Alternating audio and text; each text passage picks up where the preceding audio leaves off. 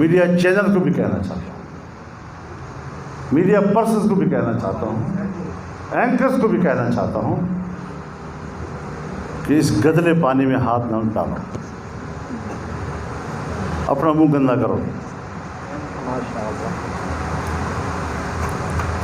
تمہیں کسی سے واسطہ نہیں پڑا تھا،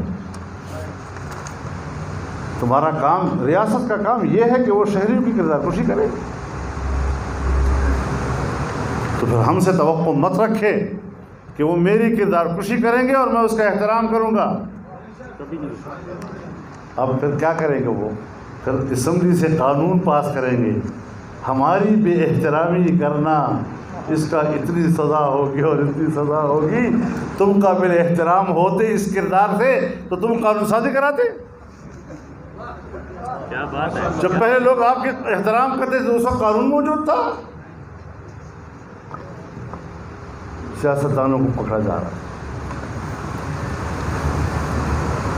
جیلوں میں ٹھوسا جا رہا ہے نیب کے وساطت سے۔ یہ شکر ہے کہ ہم نے اول دن سے مانا ہی نہیں۔ جب آئین پر نظر ثانی ہو رہی تھی میں چیخ رہا تھا اس کمیٹی میں کہ اس نیب کو ختم کرو، یہ مشرف کا ادارہ ہے، یہ ایک ڈکٹیٹر کا ادارہ ہے۔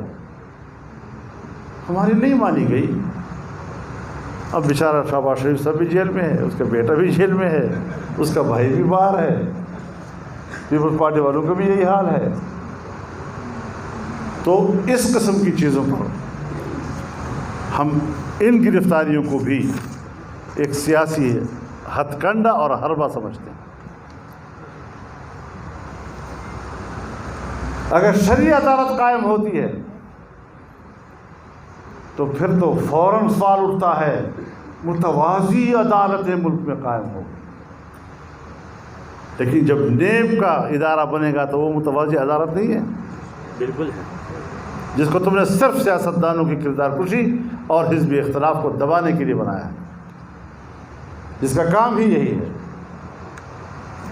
تو پھر اس سے ہم تو نہیں ڈریں گے انشاءاللہ، ہم تو ایک ایک کا حساب لیں گے اب انشاءاللہ۔ اس طرح نہیں ہے کہ ہم اس طرح ملک میں غلام بن کر رہ رہے ہیں۔ ہم نے جس گھاٹ سے پانی پیا ہے وہ غلامی کو قبول نہیں کر سکتا۔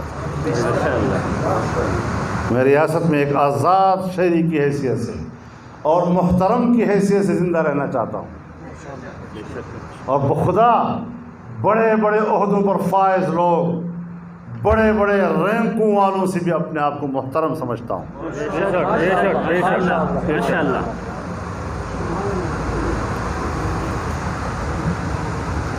تو سیدھے ہو جاؤ، تو ہم تو پہلے سے سیدھے ہیں، اور اگر بگڑو گے تو پھر اگر ہم بگڑ گئے تو افغانستان میں امریکہ کا کیا حشر ہوا، خدا کی قسم یہاں تمہارا وہی حشر ہو جائے گا۔ بے شک، بالکل، بے شک، بے شک۔